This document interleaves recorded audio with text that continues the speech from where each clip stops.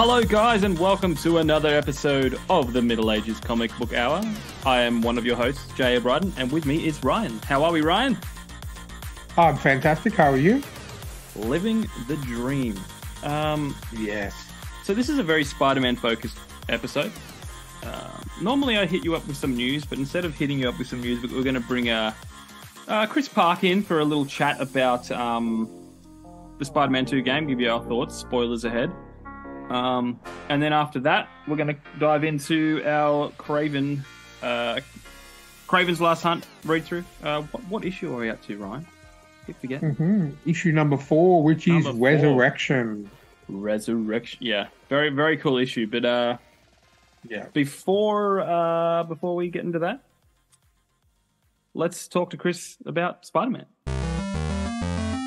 And that's how Jamie's website, Spurn for Bitcoin, eventually got shut down. I think it was a noble goal, but the value of those two items, whilst Jamie is in fact unvaccinated, so the value is higher. The Bitcoin market became a little bit too steep, so the amount of gallons he'd have to provide became just untenable for the project. So anyway, but it's also that I'm the last in my bloodline, so.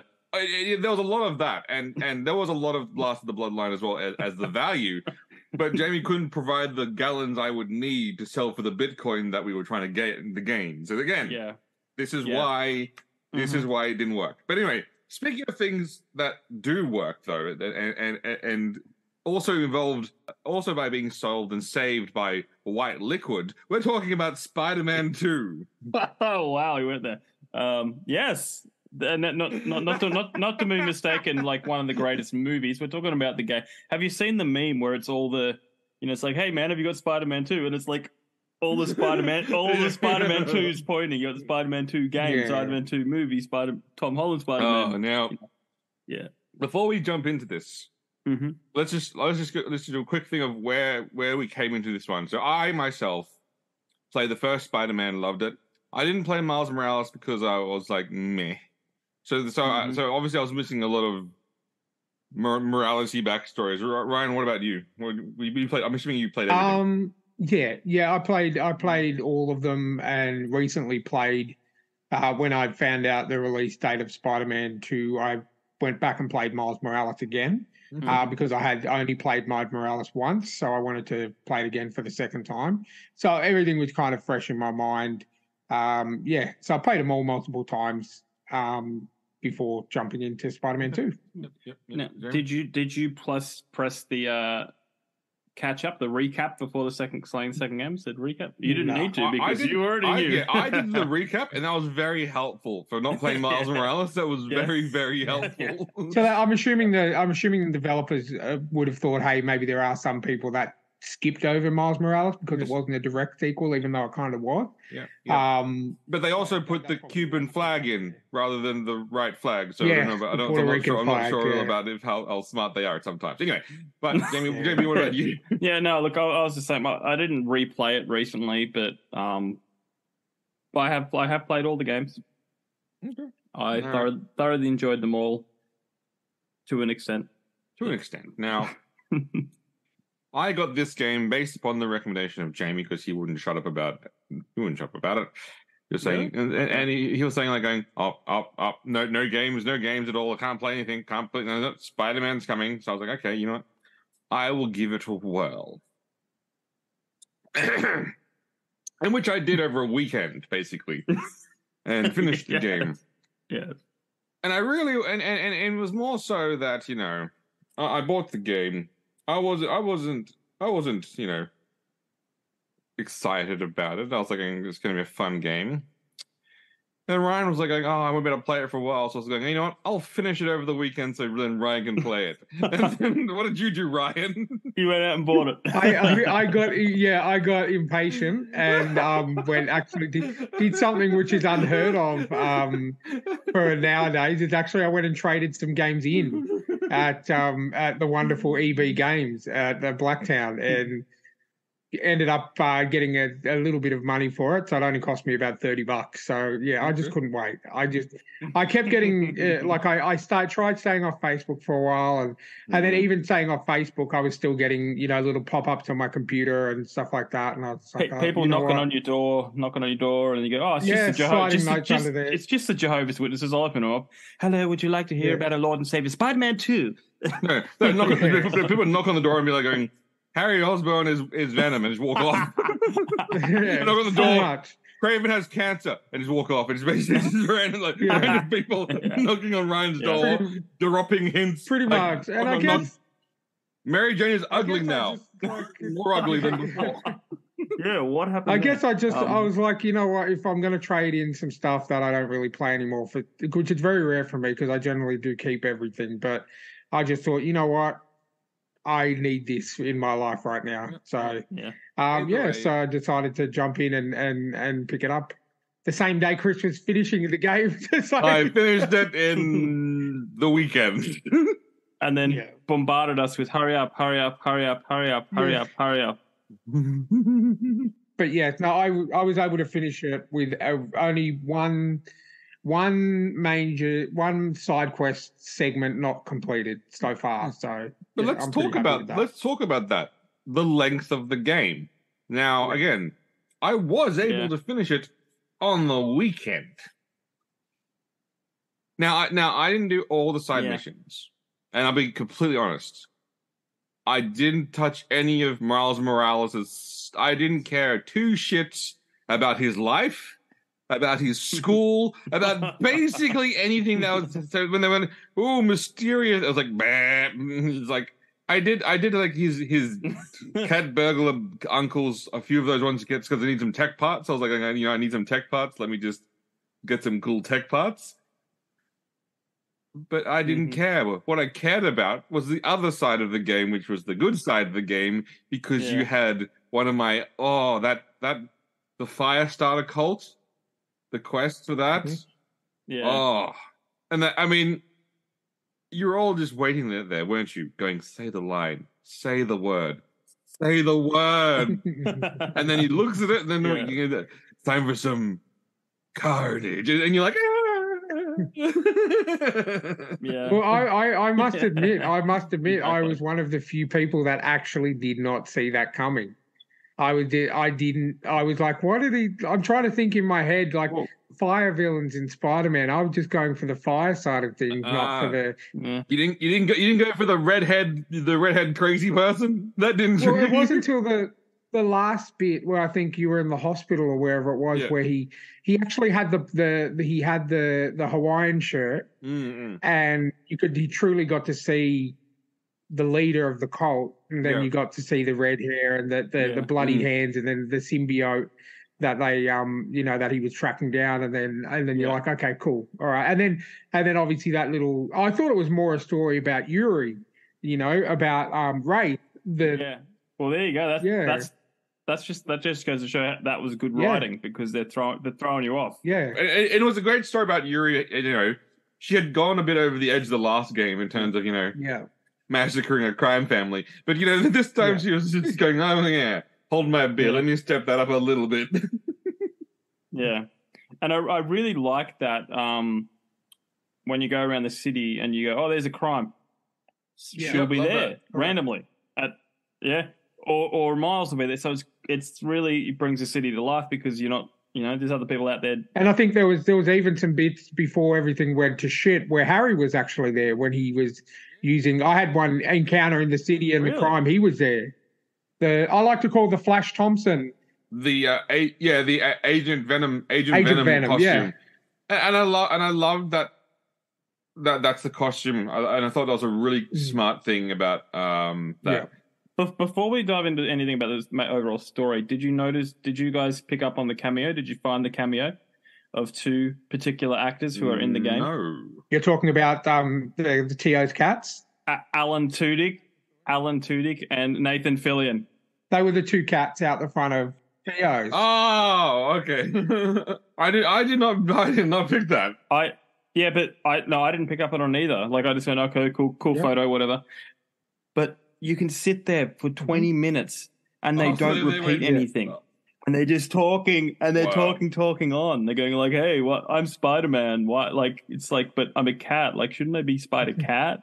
Oh no, well, you know the thing about this." Yeah, apparently there was 20 minutes of complete dialogue between the two of them, which was and I think a lot of people sort of bypassed that because I didn't pick it until I saw it on Facebook. I didn't pick that up at all, but I'm assuming you guys love the Into the Spider-Verse reference. That was the one side quest that I didn't finish. Was getting those little spider bots yet. Well, I will be. More so because you actually physically have to go and look for them rather than have them as markers on the map. You know what I mean? So you can upgrade one of your tech powers, which then puts them on the map. Oh, really? Okay, cool, awesome. Well, I didn't do that, but it's pretty easy just to swing around because it tells you, oh no. This one isn't completed. I just swung up and down the street, and then it was just like, here I are. So, but I like the black noir suit was kind of cool. I like the way how the Into the Spider-Verse suit sort of gave you that impression that it wasn't supposed to be there, not in a bad way, in a good way. It just looked really cool. Now, my favorite suit, the one I used the most, I think there was two suits I used the most. It was the Spider-Man Future 2077 suit. Yeah. But I used the black and white montage because it was sort of Venomish, but then not quite Venom. I thought that looked cool. And then I used the Hunter suit that you get for finishing the. I got that very early because I went. That's the first one. I went around and I saw Hunter's things. I was I was basically trying to grind some levels, and so I got that suit very very early. And I was very very weak when I was doing those Hunter quests, and I realized I was probably meant to wait a bit longer because I had none of the real stealth abilities. I didn't have. But I managed to do it. So I was like, okay, cool. Yeah. But then that was a sick costume. Then I made Miles and Miles and him both wear the same costume, but I was like, but different colors. So they look like Power Rangers. So I was like going, Oh, that's cool. Go Power Rangers. I got Miles in the Wolverine suit. Yep. There's a Wolverine suit. Okay, it looks so cool. I had Miles in the until he speaks. Once you finish the flame cult thing, you get Absolute Carnage suit from the event from Marvel Comics. I had Miles in that. But mainly just I kept Peter in the Venom until he got the anti-Venom suit, and then I kept him in anti-Venom until the end of the game. I actually really liked that suit. I mean, anti-Venom, it's a great suit. Now let's talk about the story a bit. Ryan, what are your takes on the story? What are your thoughts? I really liked it. Once again, like the first game, when you think the story's over, the second part of the story starts, which I really enjoyed about the first game. Once you, with the first game, you wrap up the Mr. Negative stuff, and then the Sinister Six stuff starts. And it didn't feel like, we're just trying to squish this in to give you the Sinister Six. It was an actual proper story, and that was how I felt with this game. The Venom story was fleshed out. It was good. They incorporated all the different symbiotes. We got to see Scream as Mary Jane. Take over, which I thought was pretty amazing. She looked more attractive as Scream than she did as Mary Jane. No, and look, there was obviously the redemption arc of Martin Lee in there as well, which I thought was really cool.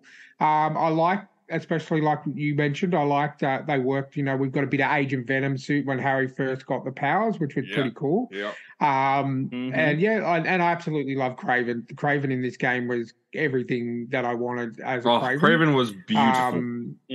And the fact that if you go and do the side missions and you learn about his family. He'd murder them all. And well, all except one technically. If you do a mission which unlocks another famous Spider-Man villain who is Kraven's half brother, the Chameleon. Correct. Yep, Chameleon. I remember that one. Yep. So he's still kicking around, which I thought was kind of cool. Whoever's writing these games knows the lore like back to front more than anyone who's ever read any of all of the comics. I really have to say that even the Miles Morales stories, while it was heavily woke at the time, they know their stuff. They know their stuff, and I enjoyed this game just as much as I enjoyed the first one, if not a little bit more. Yeah. There's so many great things in this game. You know, they can find ways to work everything into side missions. And there was a good few heartfelt missions in there too, which I was kind of like full circle moments, you know, with, I don't know if you guys have done it, but there's a Howard the Pigeon. Yeah, Howard the Pigeon guy. Oh, that was, you know, the one, the quest that absolutely fucking got to me, and the one I messaged Jamie about going, yeah, there is an old man in the park, Jamie, and it is probably the most significant quest I think I've ever done in any video game. Yeah, and it was about sitting down, talking to him, you know, and that's about what Spider-Man is. But that was beautiful. I was like going, oh my god. And see, this is all the Peter side quests were amazing. Miles, I played none, so I don't know. It just felt like, well, there's one where you have to. Some guy wants to invite someone to prom or homecoming or whatever, and you've got to help him. I'm going like, is this something Spider-Man really has time for? Yeah. Like, go talk to the tech guy. The tech guy will fix your computer, you know? Okay. Yeah, no, I get what you're saying. It felt a little bit insignificant. I think it was more trying to get to know Miles a little bit more for people who hadn't played the game, perhaps. I think, you know, because obviously the Brooklyn Visions Academy, where he goes and everything like that. So I guess I'm thinking maybe. But they really wanted you to be Miles because they were kept giving, and I think this is because once they obviously as they played the game, they realized that Miles is shit compared to Peter, and so Miles constantly got powers, just literally like handed to him, like, here's some powers, here more powers. Look at all these powers, and it's like when you're Peter, fuck you. Earn those powers. It did feel a little bit like that. I think with the ending of this game, that I'm a little bit worried about where it's going because, you know, obviously with Peter taking some time off and Miles becoming, hopefully we'll come back into Spider-Man 3 when it's like 2 or 3 years later or something. He'll take some time off and, like all good heroes, return and be awesome. This is again, if they think that if they think that they could do, if maybe think Miles Morales could hold up a Spider-Man game on his own, they're dumb. They're stupid. Like, he's a good character, but no, sorry. And if they think they could do Silk without Parker, then they are the dumbest humans who've never read a comic in their goddamn life. Now, are they going to do the exact same way of no, they will. Yes, they will yes, not. yes, yes. Because for those of you that don't know, obviously Chris does. In the when Silk is introduced into the comics, her and Peter pretty much get it on 24/7. Peter's not with MJ at the time, and because that's their biology. They're just they're pheromones, and they literally just have sex all the time for like 12 straight issues. So yeah. And Chris wants that game. Chris wants that game. Be true to the source material. Now, she does look about 17, so maybe it's not the best idea in this particular thing because Peter Parker's a 29-year-old man, and there might be some people that might be that's a bit weird. But, you know, drawn to each other, at least they got to do something because it's the same spider. They got to do something in terms of like being drawn to each other or something like that. Or else, so having said that, I thought it would be a perfect game to end the series on because a lot of the villains are dead already. Like, we know that they're like, you know, Scorpion, like Vulture. We didn't even Vulture. He was dead. Like, what the fuck? And pretty much half of the Sinister Six from the first game are dead. Yeah. Now Rhino is not confirmed dead. Nope. But apparently there was. But he was in the he played a big role in the Miles Morales game. Yeah, so but apparently there's unused assets, but that people found in the game where there was a throne and it had like Rhino's head on the throne, like and then like, but you never see the throne, so people are saying they probably thought about doing it, but then went, no, you know what? No, we're not gonna go there. So he's not dead. We don't know for sure. So there's still a chance that Rhino could come back. Yeah. Well, apparently Electro was confirmed dead. Vulture was confirmed dead, and Scorpion, which we saw, he's dead. And obviously, unfortunately, fortunately or unfortunately, Kraven is no longer with us either after that full-on scene. Can we talk about... So one thing that I said to Jamie... What did I say to you, Jamie? What I wanted for more than anything in the world, Jamie? What did I say? You wanted to play as Venom. More than life itself. Oh, And they what happened, delivered Chris? the most beautiful Venom moment in the playing as Venom made the entire he is so much better than stupid Spider-Man. Like he's just it's so much more. It was just unleash him on those guards and they're going, hey, don't hurt him. They're like, non-lethal, and then they're going rocket launchers. Just fucking let's just get. Yeah. But I'm glad they slotted that in because it gave you a taste of, hey, this is what you're going to be up against in the end of the game. You know what I mean? Like this is that was pretty full on. I'm glad we got to have a little bit of fun with Venom. And I loved the. And you knew they were going to do it, but I love the when you fight Venom, it's like you got car alarms to set off. You've got the bell to ring. Always the sound, the sound. Yeah. Was so and cool. I liked also there was a little bit of a harken back to the Ultimate Comics where one of the battles with Venom was at the school Midtown High in the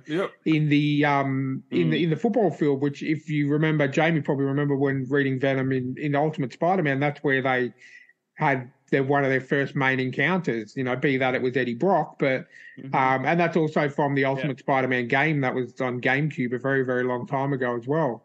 So that was a kind of nice little and I think I don't know if it was Xbox as well or something because I had it. I loved playing that game. I played that game to death. Oh, that was so good. It was so cool. I want them to re-release it. That's how good it was. Now, let's talk about Sperm Spider-Man, White Suit Spider-Man. I was a little alarmed initially when I was putting all my powers into the Venom suit, and then I'm going, hang on a minute. When I lose it, when I lose all my points, and you're going to go back to the spider arms. I put everything into the Venom power. Where but that was the most fun. You pick everyone up and you slam them down and you spit all the ball. It was just the best. And then obviously thankfully they went, no, here's the good version of it. It's still the same thing, but just it's good now. It's the same thing, but I didn't enjoy those fights. I thought, and that was probably one of my. That was like it was a great random set of powers, and then I like how this did the contextual killing. So the animations where he's killing those civilians who are just trying to rob a car, he's like breaking their neck and kicking them in the face. I know he's not really killing them, but let's be honest, they're dead. Like, they are dead. Yeah. Well, that's just the same as fighting on the rooftop. You throw people off the roof, and you're like, they're and then you web them to a wall and just walk off. They're gonna die. It's a few hours, and they disintegrate. Yeah. So basically, that guy on the side of that building is dead. And he gets the horror of not being able to move and basically stare down at a sheer drop. And think about his life. Think about the child that he's at home who's basically he's doing all this for, and how he's got the medicine she needs to survive in his backpack. Yeah. Well, exactly. Like the bread, That's right. That's right. Spider-Man, you are the villain of this story. But did you? My favorite line, I remember you guys, was the first Berserker bear fight where Peter's like, I didn't know that there were bears in these woods. And then he goes, before we start, I have to say something. I'm fresh out of honey. And then he's like, this bunch. I was like going, so good. Classic Peter Parker. Just, What about you? What are some of your memorable moments? Yeah. Look, I love the Venom suit, and I think they did it justice. Like, even that scene where he goes to sleep. Yeah. And it takes over. And then Venom wakes up. Oh, that was just beautiful. Yeah, and that's essentially that's essentially what it does. It shows you that the symbiote's got it is its own separate entity. It's bonding with Peter, and the fact that you go through that whole mission with overpowered Mary Jane. Oh my God! How? Oh, okay. Oh my God! That is the But let's be honest. What do you prefer? These MJ missions? No MJ missions. No, but these ones are over quicker. But these MJ missions, because you could literally just take out half of Kraven's In the zoo, you take out half of Kraven's army with a stun gun. Yeah. Okay. Let's not, and also let's not. Now that you've mentioned it, so Peter developed a sound blaster gun for her so she can knock out the Venom suits. Yeah. Why doesn't the entire NYPD have these weapons to then go out there and immediately make the Venom threat completely irrelevant? Because it would be very, very Thor: Love and Thunder, Taika Waititi.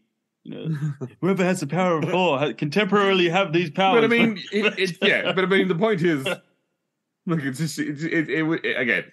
All right. Right now, let's get the gripes out of the way, okay? What's your biggest gripe with the game, Chris? Other than Miles Morales? Yeah, Miles Morales is a boring character. Okay. So that we all know that. So yeah. My biggest there's two gripes of it. Two gripes I have.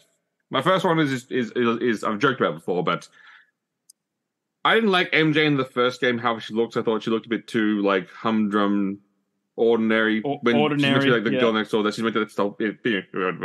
But apparently, somebody went, we could go uglier. We could go worse.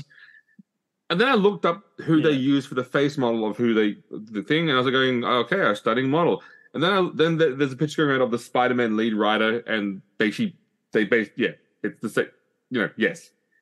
He put us over in the game. She put us off in the game. To the point where, it really takes it out because every other character has very great facial animations, like realism. Then you see her face like, "Hi, Peter, how are you going?" As they're going like, "Oh, like what?" This is, I'll be going, "Hey, Black Cat, hey," like, yeah. And it's a little, it is a little narcissistic when you think about it. It's like we have this established character with an established look, but I want to be in the game. She literally could have put herself on all the civilians. She could have done that. Would have been fine as well. But yeah, it was jarring because now they've come out and said, it's because our technology is so much better now. I'm going, then lessen your technology because that was just horrific. But yeah, because she looks really out of place with every other character that you ever meet and talk to. It's that jarring. My other gripe is fairly significant. I don't mind playing an older Spider-Man because that was a good way to start the game. A more veteran Spider-Man. But the fact that every single person significant to him knows he's Spider-Man does take away a little bit of the joy of Spider-Man itself, where it's basically like going, why are you always late, Peter? Why are you always like, oh my God, you're such a bad person, Peter? What? And then you go, no, because if you only knew what Peter was doing for you, civilians, and the fact that with Miles Morales, everyone knows he's like, there's no tension. They could build that tension with. They could have done that with him, but no, all his friends know it's fine. So I'm going, no. Then what is the point?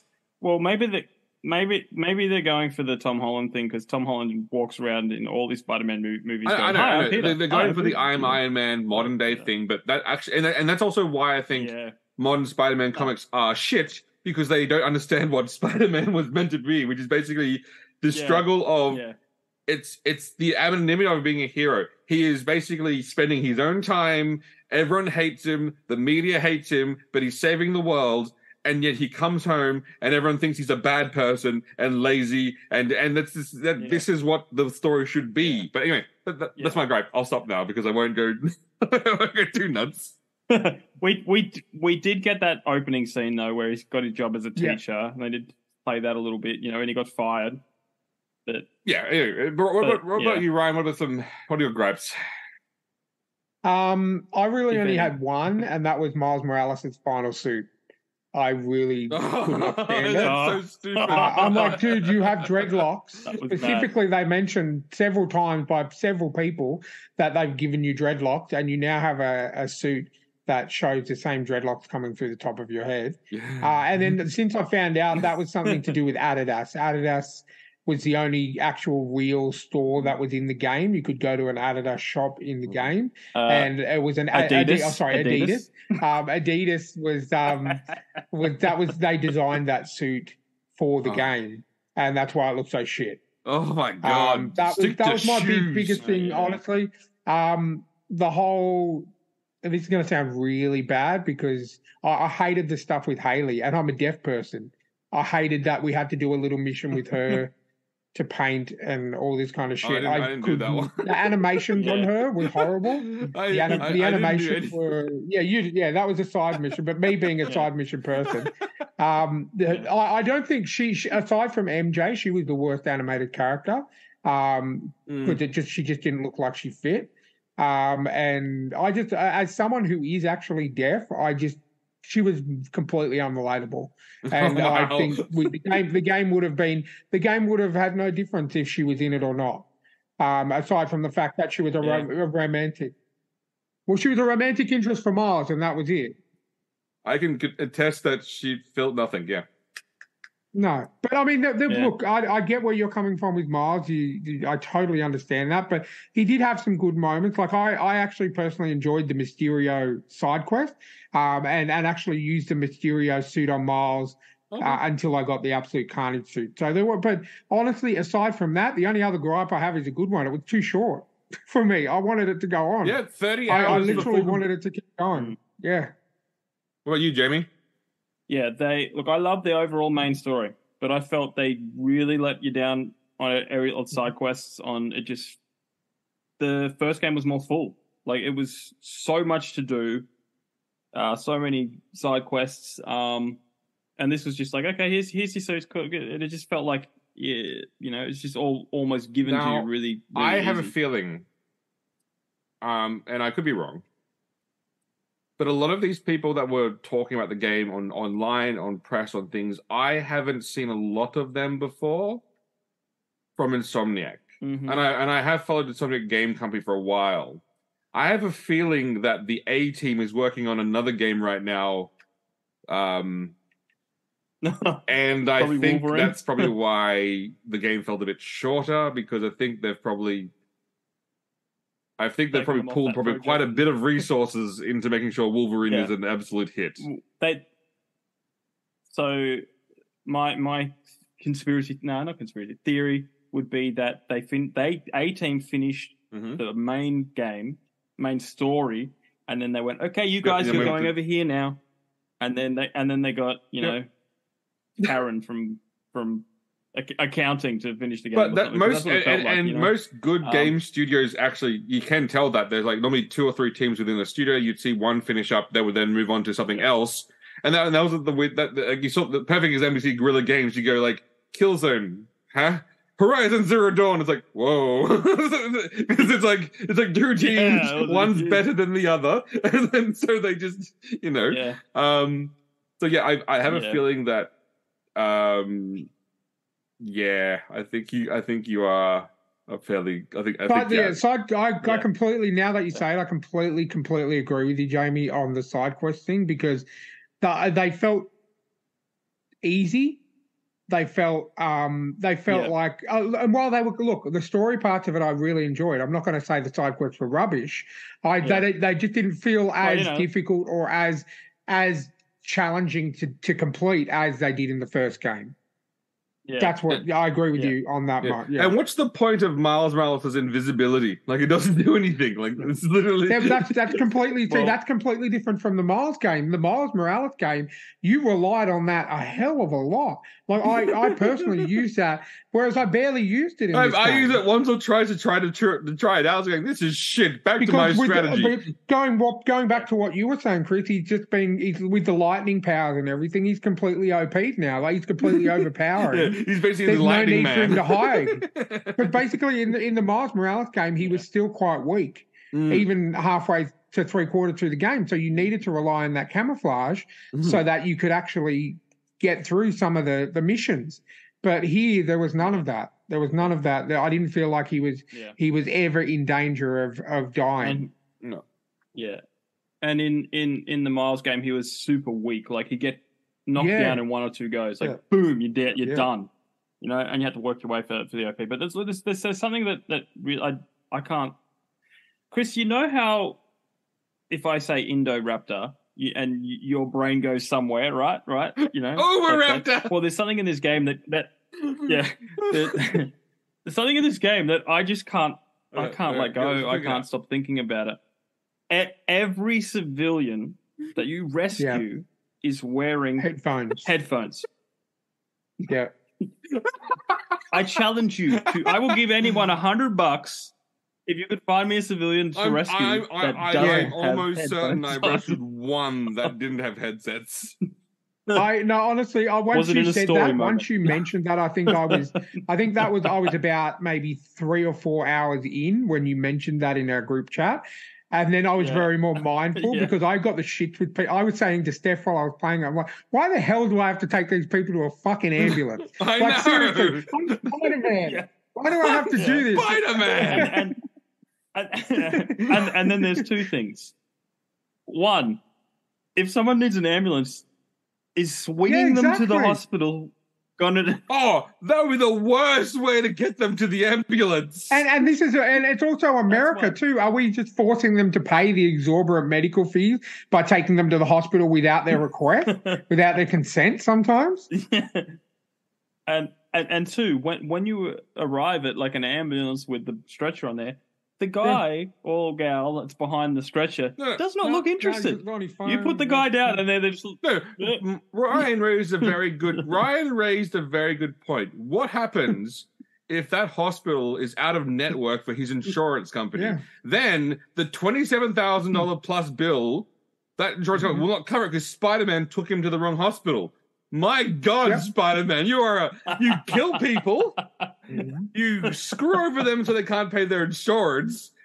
What else are you doing? What the hell is Spider-Man? And Peter Parker's is also portrayed as a bad relationship partner because MJ has to pay the mortgage payments on the house and everything. Come on. But also, again, that was the most unbelievable story of all time. Not that Peter can't hold a job. I get that. That's Spider-Man. No, that is Spider-Man. Yeah. But no, that a newspaper columnist in today's market could pay for a house. I was like, and even when you're in Aunt May's house to begin with, you can actually look at the mortgage bill and it's like $4,500 a month. And it's like, how the hell can you afford that? MJ herself admitted she sold like 5 copies of that book she wrote in Samaria or wherever it was. Yeah. 5 copies. She sold bugger all of the books. So where's this money coming from? Family money? And this is what I'm saying. If she was hot and she was doing an OnlyFans to support Peter Parker, that would make more sense. Like I'm just saying. I'm just saying. Just saying. So Chris, you mentioned you didn't do any of the Miles side quests. Did you do the Black Cat one? That was not a side quest. That was a mandatory. Oh, was it a main mission thing? Sorry, I apologize. I thought that was pretty cool, where she stole Doctor Strange's. Oh no, that was the way you're going through the portals into the snow and the ice, and I thought that was pretty. But you know what that was? Impressive. That was Sony just going, look at our solid state drive, no load times. Look at our fancy no load times, because. But how good was fast travel? Did you notice how fast travel works? Well, that's what I was going to say. Once you unlocked it, that was amazing. Yeah, but you could go anywhere. You could point to the exact spot. Yeah, but that was against Ratchet and Clank showed that technology, and same company, same studio, with Rift in Time, where they're going, well, look how fast we can load new areas. Look at our solid state drive. It's like going, I get it. It's cool. No, but it is cool tech. That fast travel was so it's good. Hilarious. I was under the impression that you got it to begin with, and then I thought, okay, you have to do certain things in the district to get it. Fair enough. So then that was me just doing shit in the districts to unlock fast travel everywhere.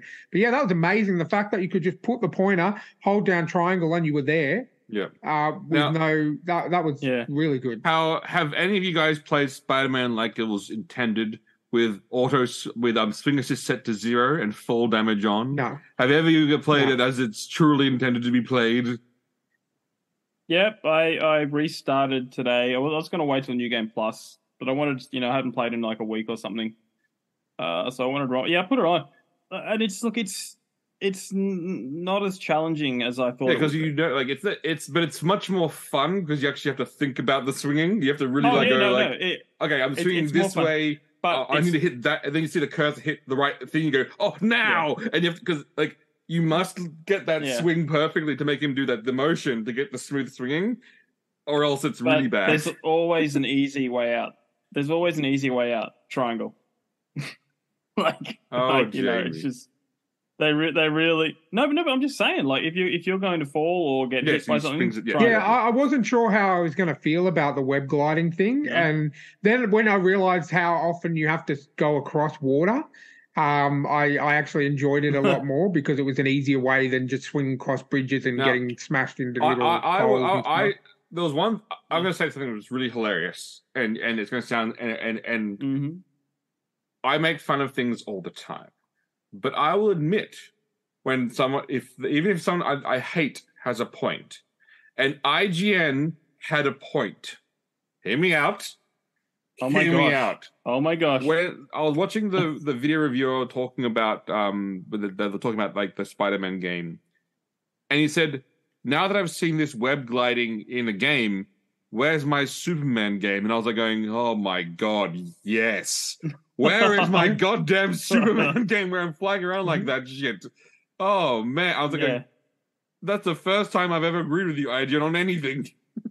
Well, that's true. That's interesting because, like, when was the last Superman game? Long time ago. They don't make them because people say like flying is too hard to do. And I'm going, well, apparently no. Come on, give me. Someone made a test footage one. Oh no, they with Unreal Engine, and I was like going, see, it works. Why can't you do this?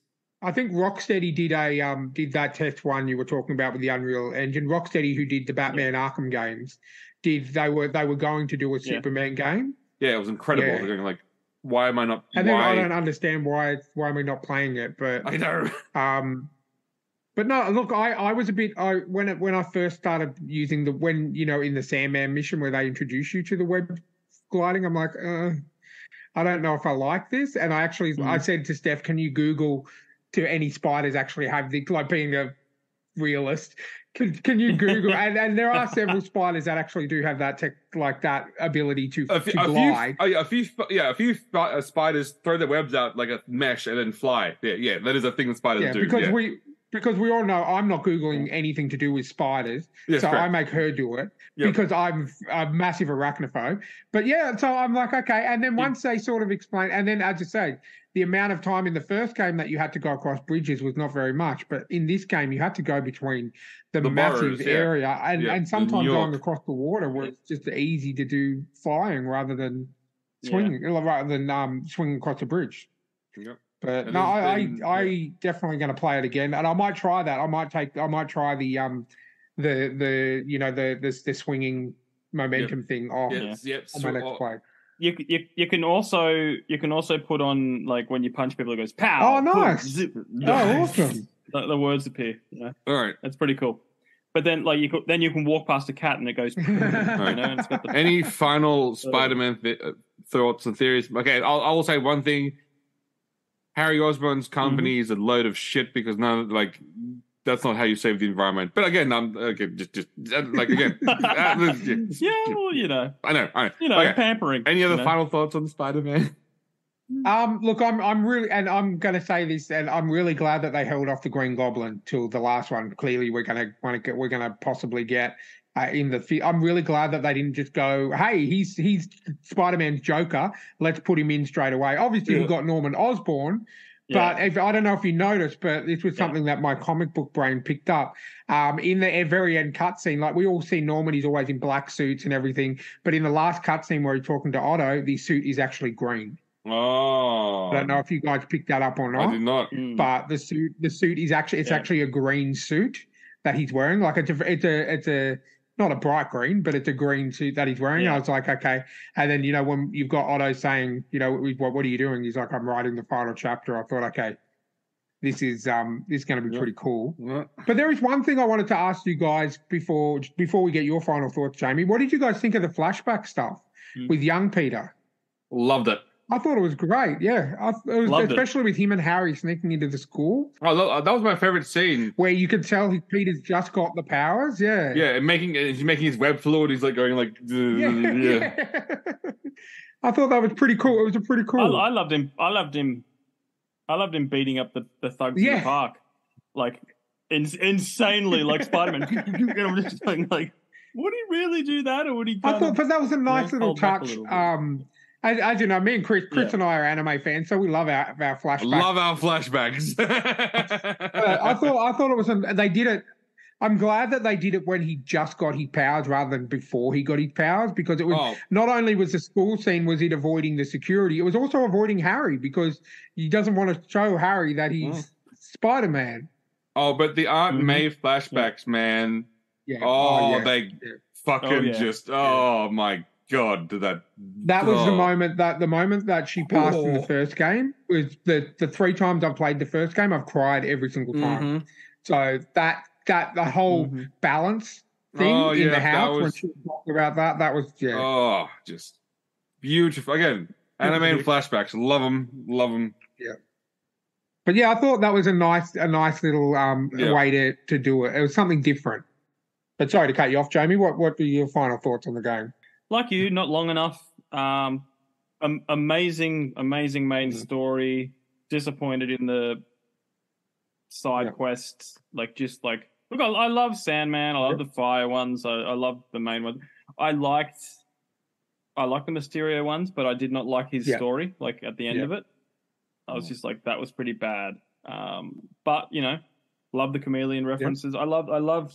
There was flipping. I don't know if you caught up on this, but in the very, very early part of the game, Genki just slightly references that he's got a scholarship for Rand. For Danny Rand as in Iron Fist. Yeah, like name drops. I do love a good name drop in that sort of thing. But look, hopefully if they do number 3, it'll be with the A team, and we can have a solid because.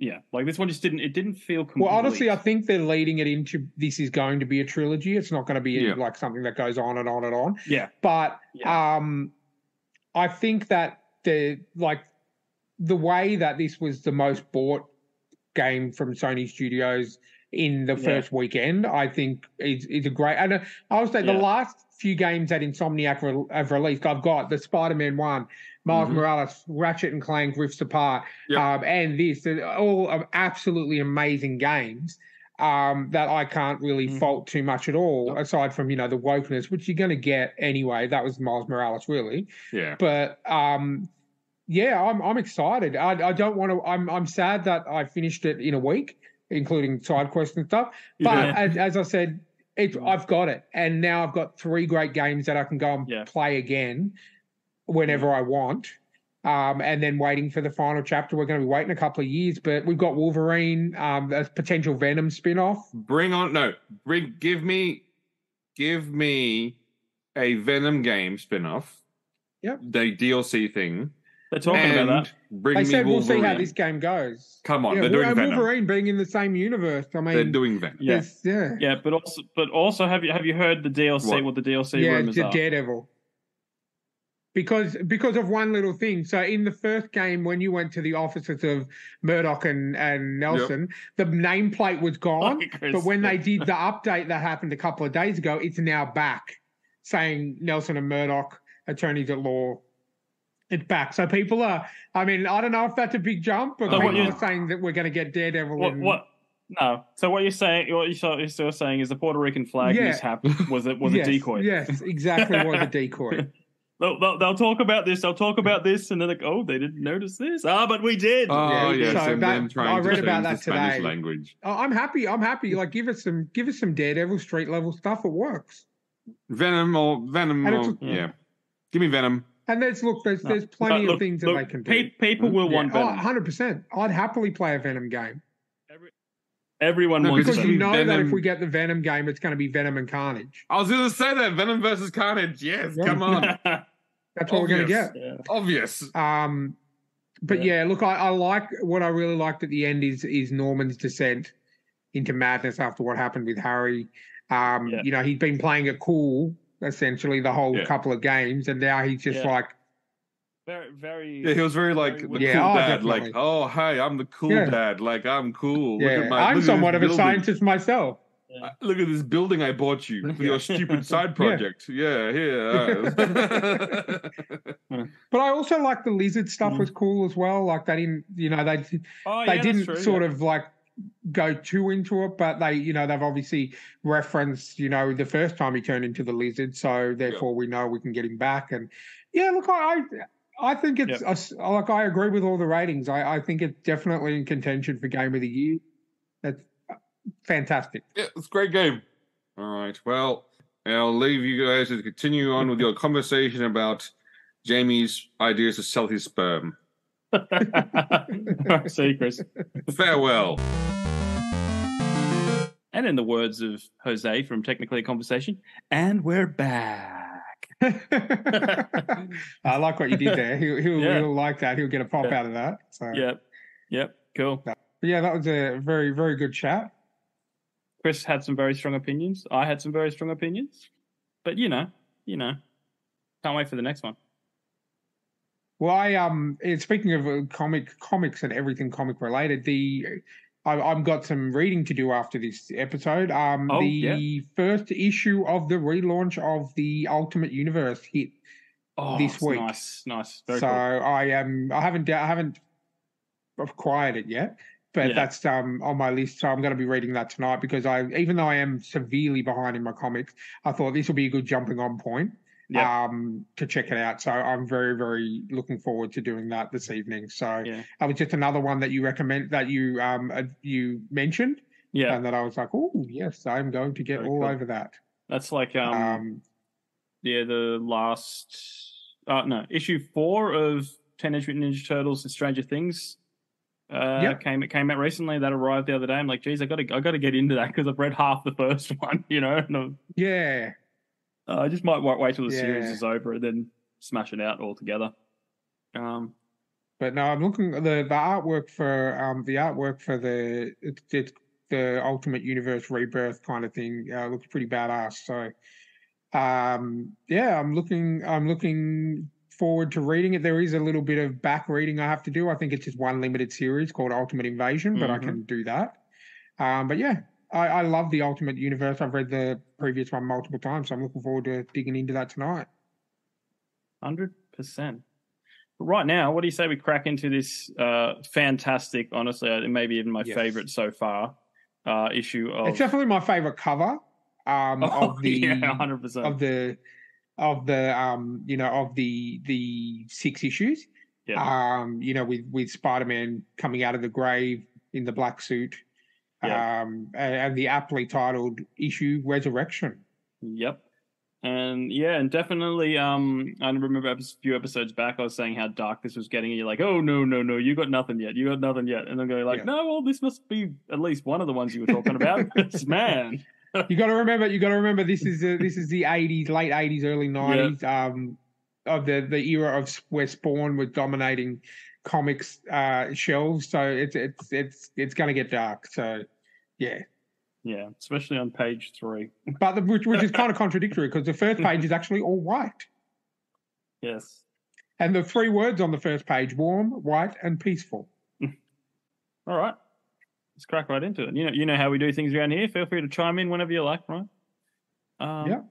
Okay. Peter's hallucinating. He sees Ned. And since Ned is dead, he believes he's dead as well. He shuts himself out just to be left alone and turns into a spider.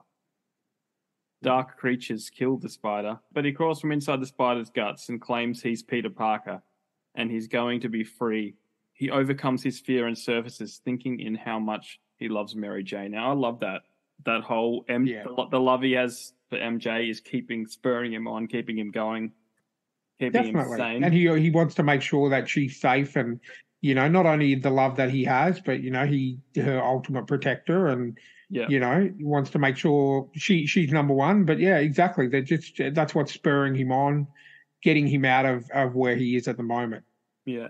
And then there's in these panels, there's Kraven and he's calling him out, and It's just it's like he's fighting that fear, you know, like he wants to get out, but there's you know, he's remembering he got shot by Kraven, you know. It's like, so there's that fear and courage. What do they say? You can't have courage without fear.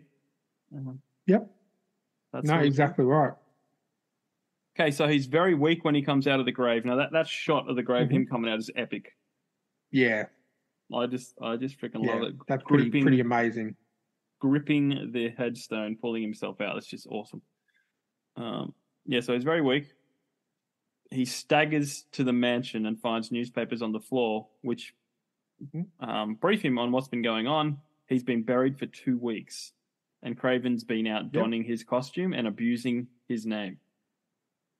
He knows that Kraven didn't shoot him with bullets, so he supposes he used a potion or a root or something like that.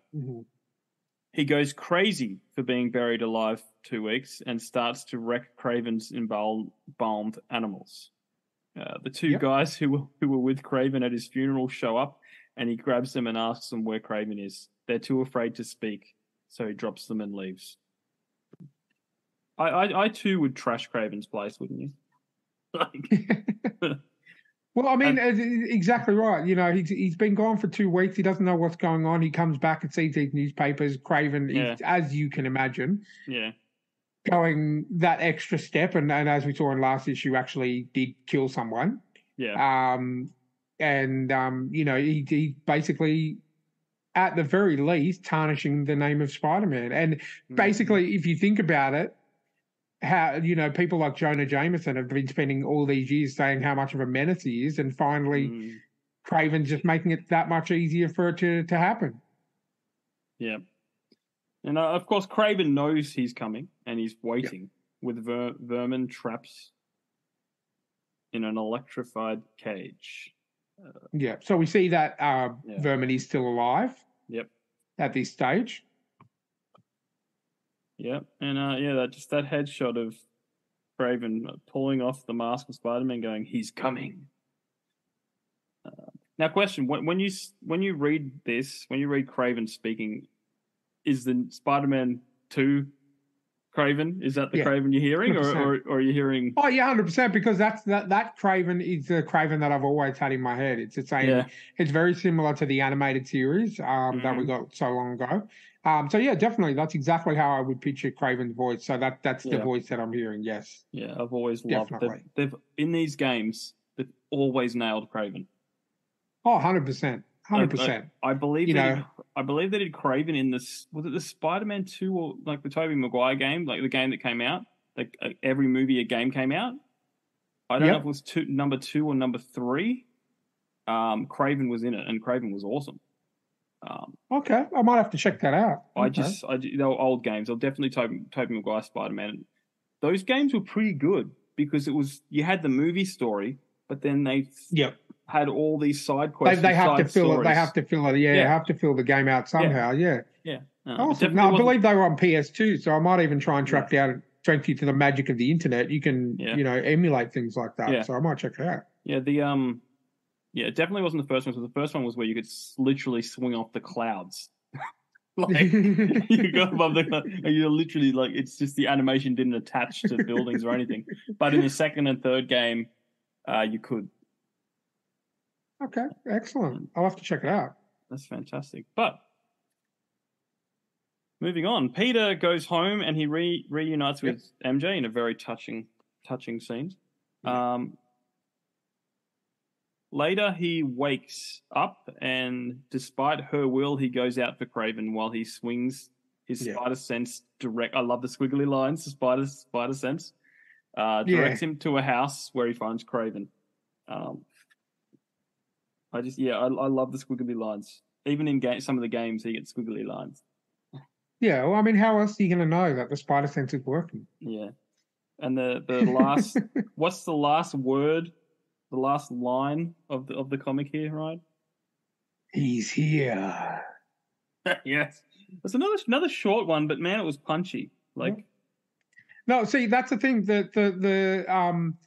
the writer, he manages to nail everything with using the least amount of words I think we've had in any of the issues yet. But it packs the punch just as much as everything else is, because it's literally about the title. It's resurrection. Yeah. It's about we've spent the last 3 issues following Kraven and what he's been doing and what he thinks is right in his mind to take out, to be the protector of New York and everything like that. And then now it's time to see Peter's reaction to that. And then obviously in the last couple of issues, we're going to see the final confrontation between Kraven and Spider-Man. Yeah. And it's not going to get any happier from here. Yeah. No, look, dude, I am very happy that you chose this one. I should have read it a long time ago. Definitely enjoying it. It's been a while since I've read this, so it's been good going back and rereading it. So definitely worth a read. If you haven't read it and you're listening to this and you think, wow, this sounds pretty cool, I would definitely recommend it. If you're a subscriber to the Marvel Unlimited app, which you can get all over the world, it is available on there to read. It's kind of like Netflix for comics. There's plenty of websites you can read it online or pick it up from your local comic shop. Yeah, 100%. And you guys, if there's comics that you want us to review and take a look at, reach out, thetrueandthefictional@gmail.com. Like we're always looking for comics to read, and if not, if we don't hear from you, then we're probably just going to grab something off our shelves and find something up. I think I want to get Michael Tanner back on because he's got a few cool comics. It would be great to even see if we could reach out and get his friend Abed on, who is named after definitely Abed from Community. Like I like that. And look, guys, we are looking for a sponsor for these episodes. We've got Rebecca Castles for the main show and story chat. Reminder, our episode with Matthew Holmes dropped on Saturday. Check it out. It's one of the longest episodes we've had. Yeah. It's tied with Martin Kearns. Went for an hour and 40. We'll see if we can beat that. But yeah, if you want to be a sponsor, buymeacoffee.com/STTATF, link in the show notes. Check out our Instagram stories _podcast. And we'll catch you next time. We'll see you next time for issue 5, which is called Thunder.